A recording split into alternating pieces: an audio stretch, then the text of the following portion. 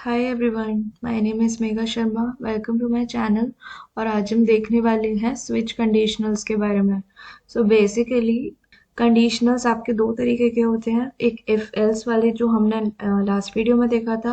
अगर आपने वो वीडियो नहीं देखी है तो आप वो देख सकते हैं, मैं लिंक डिस्क्रिप्शन में दे दूंगी। And second type of conditionals होते हैं आपके स्विच स्टेटमेंट्स। तो इसको देखते हैं ये क्या होता है। तो जैसा कि मैंने आपको लास्ट वीडियो में इफ एल्स कंडीशनल्स के बारे में बताया था, वहाँ पर मैंने एक एग्जाम्पल सिनेरियो बताया था जहाँ पर हम इफ एल्स यूज कर रहे थे। So basically switch statement is an alternative of if else statements. जैसे फॉर एग्जाम्पल एक एक यहाँ पर भी हम एग्जाम्पल सिनेरियो लेके चल लेते हैं। जैसे यूजर एंटर करेगा फ्रॉम 1 to 7 एंड यहाँ पर आपको बताना है कि 1 का मतलब होगा जैसे संडे, संडे 2 का मतलब होगा मंडे, है ना। 3 का मतलब होगा ट्यूसडे, तो एंड सो ऑन। तो आपको क्या करना है, यहाँ पर यूजर 1 to 7 कोई नंबर डालेगा और उसके कॉरेस्पॉन्डिंग आपको बताना है कि दिन कौन सा है। तो आप इफ एल से भी कर सकते हैं। जैसे कि हमने एक वेरिएबल क्रिएट किया day underscore number equals to, जैसे यूजर ने कोई एक नंबर डाला है जैसे 6, ओके। और यहाँ पर अगर मेरे को इस कंडीशन को, इस कोड को करना है, so I can do one thing, I can use if else conditionals. ठीक है। तो अगर आपका डे नंबर इक्वल्स टू 1 होगा तो मुझे कंसोल करवाना है संडे। एल्स इफ, अच्छा एक और चीज मैं आपको बता दूं, कि अगर आपका इफ ब्लॉक में या फिर एल्स इफ ब्लॉक में या फिर एल्स ब्लॉक में आपका एक ही स्टेटमेंट आने वाला है तो आपको कर्ली ब्रेसेस लगाने की जरूरत नहीं होती है। जैसे कि यहाँ पर मुझे पता है सिर्फ एक ही स्टेटमेंट आ रहा है तो मेरे को कर्ली ब्रेसेस लगाने की जरूरत नहीं है। इफ मेरे पास मल्टीपल स्टेटमेंट्स हैं तो मुझे कर्ली ब्रेसेस लगाने की जरूरत है। अब जैसे एल्स इफ डे नंबर अगर मेरा होता है 2 तो मुझे कंसोल करने की जरूरत है Monday. Else if day number होता है 3 तो मुझे कंसोल करने की जरूरत है ट्यूसडे। अगर मेरा डे नंबर इक्वल्स टू 4 होता है तो मैंने कंसोल करवाना है Wednesday. Else if day number triple equals to 5 होता है तो मैंने कंसोल करवाना है Thursday. Else if day number 6 होता है तो मुझे कंसोल करवाना है Friday. Else if day number मेरा होता है 7 तो मुझे कंसोल करवाना है सैटरडे। एल्स कोई और नंबर होता है तो मुझे कंसोल करवाना है इनवैलिड नंबर डे। ठीक है। और अगर मैं इसको करके देखती हूँ run with the help of node JS, main dot JS, तो आपका ये आ रहा है फ्राइडे। और अगर मैं इसकी जगह कोई और नंबर लिखती हूँ जैसे कि 10, तो देखते हैं मेरे को क्या आ रहा है। मेरे को आ रहा है इनवैलिड नंबर डे।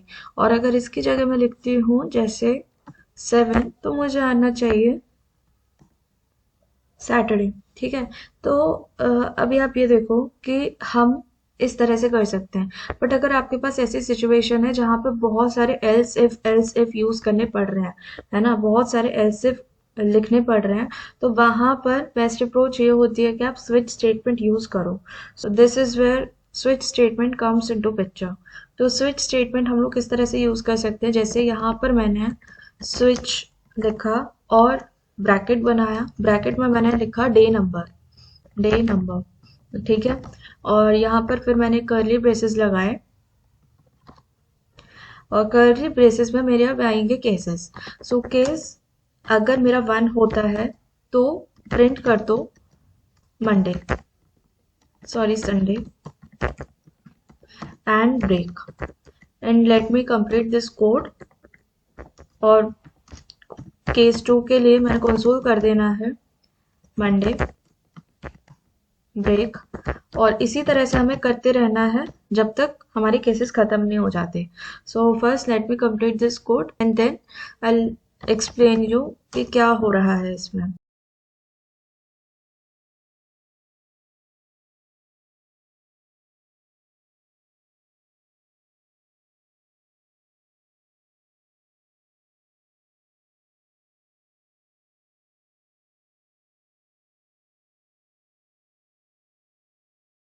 और लास्ट में हमें लिखना है डिफॉल्ट कंसोल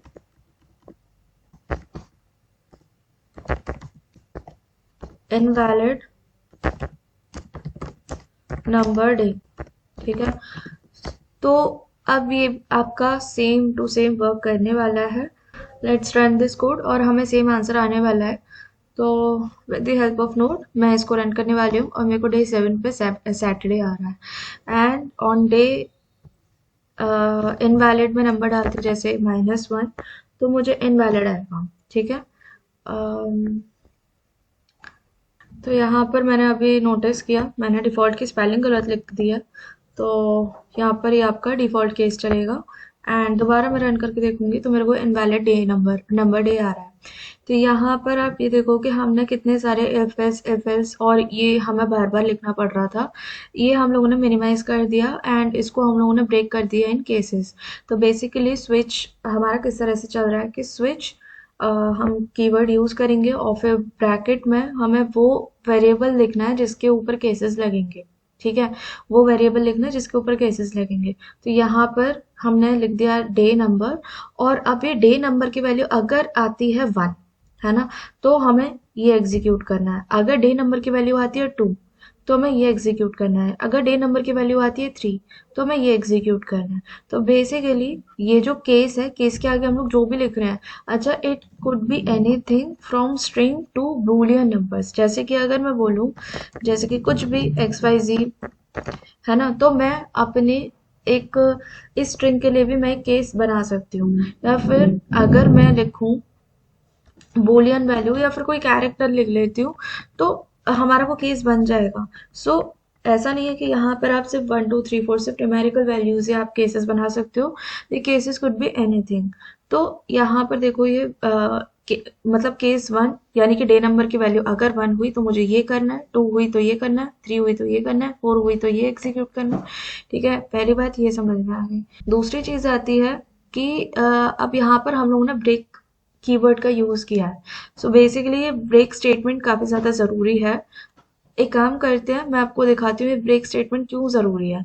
मैं केस 1 के लिए ही दिखाती हूँ और यहाँ पर मैं ब्रेक हटा देती हूँ और यहाँ से भी हटा देती हूँ। सबसे नहीं हटा रही, सिर्फ केस 1 और 2 से हटाया है, और केस 3 से भी चलो हटा देते हैं। ठीक है, तो केस 1 2 और 3 में मैंने ब्रेक स्टेटमेंट्स हटा दिए, बाकी 4 5 6 और 7 में हमारे लग रहे हैं। तो अब देखते हैं हमारा क्या आता है, इसको एक मिनट क्लीन कर लेते हैं। और अब ये देखो, ये मेरा संडे मंडे ट्यूसडे वेंसडे, ये चार मतलब वेंसडे तक आ गई। तो बेसिकली क्या कर रहा है, ये कर रहा है कि अगर आपका केस 1 है ना, अगर केस 1 आपका मैच कर जाता है तो आप ये केस 1 वाला स्टेटमेंट आप एग्जीक्यूट कर दो, फिर उसके बाद ब्रेक कर दो, आप आगे एग्जीक्यूट मत करो। ठीक है, तो ब्रेक इसीलिए जरूरी होता है। अब यहाँ से हमने ब्रेक हटा लिया है, तो क्या किया, केस 1 वाला इसने एग्जीक्यूट कर दिया है। ठीक है, अभी केस 2 वाला भी इसने एग्जीक्यूट कर दिया है, केस 3 वाला भी एग्जीक्यूट कर दिया क्योंकि केस 2 में हमारा ब्रेक नहीं है, केस 4 भी एग्जीक्यूट कर दिया है क्योंकि केस 3 में हमारा कोई ब्रेक स्टेटमेंट नहीं है। लेकिन केस 5 इसने एग्जीक्यूट नहीं किया, मतलब केस 5 वाला स्टेटमेंट इसने एग्जीक्यूट नहीं किया क्योंकि केस 4 में इसने ब्रेक लगा दिया है। अभी आप रुक जाओ, ब्रेक लग गया। ठीक है, तो इसी वजह से हमारा ब्रेक स्टेटमेंट यूज करना जरूरी है। And why we are not using break keyword break statement in default, तो ब्रेक हम लोग इसलिए यहाँ पे यूज नहीं करें क्योंकि ये तो है ही डिफॉल्ट सबसे लास्ट स्टेटमेंट। ठीक है, तो डिफॉल्ट में हम मतलब अगर कोई भी केस आता है तो हम वो डिफॉल्ट में डाल देते हैं, और डिफॉल्ट के केस में हमें ब्रेक स्टेटमेंट यूज करने की जरूरत भी नहीं क्योंकि ये है ही सबसे लास्ट में। लेकिन आप ब्रेक स्टेटमेंट कहीं पर भी यूज नहीं करेंगे तो वो बिल्कुल वहां तक चला जाएगा जहाँ पे आपने मतलब डिफॉल्ट तक चला जाएगा, अगर आपने ब्रेक कहीं पर भी यूज नहीं किया है। अगर सपोज करो मैंने यहाँ पर यूज नहीं किया है, यहाँ पर भी यूज नहीं किया है, और यहाँ पर भी यूज नहीं किया है, बट मैंने 3 पर यूज किया है एंड 1 और 2 पर भी यूज नहीं किया है। तो अब ये कहाँ तक चलेगा? सिर्फ संडे, मंडे, ट्यूसडे। इसको रन करके देख लेते हैं। संडे, मंडे, ट्यूसडे ही आया। फिर हमारा वेंसडे नहीं आया क्योंकि हमारा केस 3 पे ही हमारा ब्रेक स्टेटमेंट लग गया था। तो आपको, आई होप आपको ये चीज समझ में आ रही होगी। एक और क्वेश्चन करके देख लेते हैं इसमें। इसको मैं कर लेती हूँ कमेंट, और इसको भी कर लेते हैं कमेंट। एक और हम क्वेश्चन करके देखते हैं and that is interesting one. इसमें हमें बताना है कि यूजर एंटर करेगा कोई मंथ। मंथ कोई सा भी हो सकता है, उसको बताना पड़ेगा कि उस पर्टिकुलर मंथ में 31 डेज है और 30 डेज है और 29 या 28 डेज है।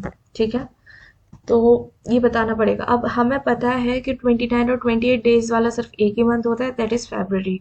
तो उसका केस अलग बनेगा। तो बेसिकली हम क्या करेंगे, जैसे जैसे यूजर ने मंथ डाला है दिसंबर, ठीक है, और ये यूजर ने डाला हुआ है। अब हम स्विच स्टेटमेंट लगाएंगे मंथ पे, ITCH एंड मंथ, ठीक है। और अब हम करेंगे, अगर केस हमारा जनवरी होता है, सॉरी, यहाँ पर आपको कोलन लगाना पड़ेगा इंस्टेड ऑफ सेमी कोलन। और केस आपका फरवरी मार्च होता है, केस अप्रैल होता है, sorry it is May, case जुलाई होता है, केस अगस्त होता है,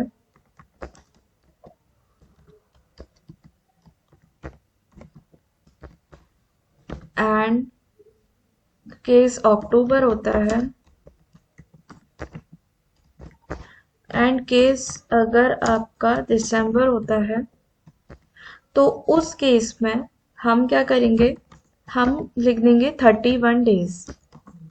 ठीक है, क्योंकि हमें पता है इन सारे मंथ्स में 31 डेज आते हैं, और यहाँ पे मैं लगा दूंगी ब्रेक। ठीक है, तो यहाँ पर हम मल्टीपल कंडीशंस, मतलब मल्टीपल केसेस हम देख रहे हैं without writing the statement again and again and without writing this break statement. ठीक है, अब हम केसेस लिखते हैं। अगर केस होता है आपका जनवरी, फरवरी, मार्च, अप्रैल, केस होता है जून, केस होता है सितंबर, केस होता है नवंबर, तो उस केस में मुझे करना है कंसोल 30 डेज, और यहाँ मेरे को ब्रेक स्टेटमेंट यूज करना है। ठीक, और केस अगर मेरा फेब होता है, तो उस केस में मुझे कंसोल करना है 28 और 29 डेज, क्योंकि हमें नहीं पता लीप ईयर है क्या नहीं। Break, and last default case में इनवैलिड मंथ। और यहाँ मैं ब्रेक स्टेटमेंट यूज करने की जरूरत नहीं है। सो यहाँ पर हम मल्टीपल केसेस देख रहे हैं एक साथ, जहां पर हमें एक ही चीज चलानी है ना, एक ही स्टेटमेंट लिखना है, मतलब सेम सेम स्टेटमेंट्स लिखने हैं। तो हम इस तरह से कर सकते हैं। अगर मैं यहाँ पर देखो दिसंबर के लिए देखूंगी तो मेरे को पता चल जाएगा 31 डेज है। वहीं पर ही अगर मैं फेब के लिए देखूंगी तो मुझे पता चल जाएगा 28 या फिर 29 डेज है। So this is how we can handle multiple cases. अब हम क्वेश्चन सॉल्व करते हैं जो हमने लास्ट टू लास्ट वीडियो में देखा था। दैट इज, यूजर एक ईयर डालेगा, रैंडम ईयर डालेगा, और हमें बताना पड़ेगा कि वो लीप ईयर है या फिर नहीं। अब देखते हैं, जैसे यूजर ने मंथ डाला, सॉरी ईयर डाला 2024 एंड 2024 वाज लीप ईयर। तो अब ये हम किस तरह से करेंगे, if year divided by 4 is equals to 0। ठीक है, सबसे पहले हम डिविजिबिलिटी देखेंगे 4 से। ठीक है, और अगर डिविजिबल नहीं होता है तो मुझे लिख देना है नॉट। लीप ईयर मतलब नहीं है। और अगर 4 से डिविजिबल है तो अब मैं देखूंगी ईयर ये डिविजिबल है आपका 100 से या नहीं। अगर ये 100 से डिविजिबल नहीं है तो यहाँ पर मेरा ये लीप ईयर कहलाएगा। ओके। और इसके बाद हम देखेंगे अगर ईयर आपका 400 से डिविजिबल है तो ये आपका लीप ईयर होगा, एल्स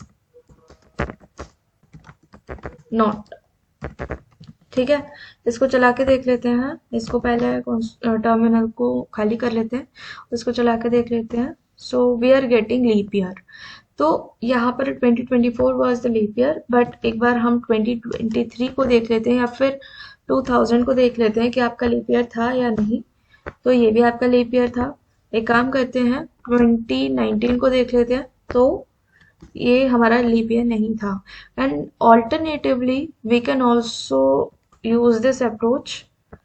यहाँ पर हम क्या करते हैं, मतलब हमने यहाँ पे नेस्टिंग करी है इफ कंडीशंस की, इफ कंडीशनल्स के, इफ स्टेटमेंट की हम लोगों ने नेस्टिंग करी है। हमें ये करने की ज़रूरत भी नहीं है। We can directly use this approach. देखते हैं कौन सी अप्रोच में बोल रही हूँ, मतलब करना यही है लेकिन हमें नेस्टेड इफ यूज करने की ज़रूरत नहीं है। जैसे अगर ईयर आपका डिविजिबल है बाय 4, देखो मैंने आपको ऑलरेडी प्रीवियस वीडियोस में बता दिया है कि डिविजिबिलिटी हम कैसे चेक करते हैं एंड इस ऑपरेटर का क्या मतलब है। अगर आपको नहीं पता है तो आप मेरी ऑपरेटर्स वाली वीडियो देख सकते हैं, थोड़ा भी डाउट आ रहा है तो, क्योंकि मैंने उस वीडियो में डेप्थ में बताया हुआ है। तो यहाँ पर हम देखते हैं अगर ईयर 4 से डिविजिबल है and year divisible by 100 is equal to 0। हाँ, और ईयर अगर 100 से डिविजिबल नहीं है, ये कंडीशन हो, या फिर और ईयर डिविजिबल बाय 400 हो, तो उस कंडीशन में आपका लीप ईयर होगा, एल्स नॉट। तो अब जरा इसको देख लेते हैं कि आपका वो लीप ईयर था। हाँ जी, वो लीप ईयर था। और अगर मैं इसको 2020 कर दूं, सो 2020 वॉज लीप ईयर। ओके, 2000 देख लेते हैं, 2000 वॉज ऑल्सो लीप ईयर। ठीक है, so alternatively we can also use this approach. So मैंने आपको कंडीशनल्स के बारे में बता दिया है। कंडीशनल्स आपके दो ही तरीके के होते हैं, इधर आप इफ एल्स यूज कर सकते हो और आप स्विच स्टेटमेंट यूज कर सकते हैं इफ इन केस आपके बहुत सारे इफ एल्स कंडीशंस आ रहे हैं तो वहां पे आप स्विच स्टेटमेंट यूज करके केसेस बना सकते हैं और अपना कोड एग्जीक्यूट कर सकते हैं। आज की वीडियो हम यही खत्म करते हैं। अगर आपको मेरी वीडियो पसंद आती है then do like this video, subscribe my channel and share it with your friends. Thank you.